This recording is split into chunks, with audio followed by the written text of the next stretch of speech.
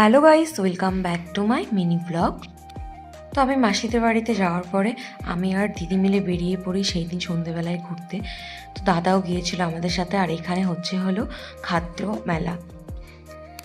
তো দাদা যেহেতু গাড়ি পার্কিং করতে গিয়েছিল, তো তার জন্য আমরা ওয়েট করছিলাম ওখানেই। তো দাদা চলেও এসেছে।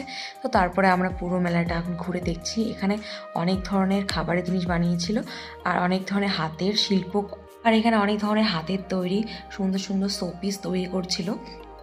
বিভিন্ন ধরনের খাবারও আইটেম বসেছিল এখানে। আর এখানে বসেছিল অরিজিনাল গুড়।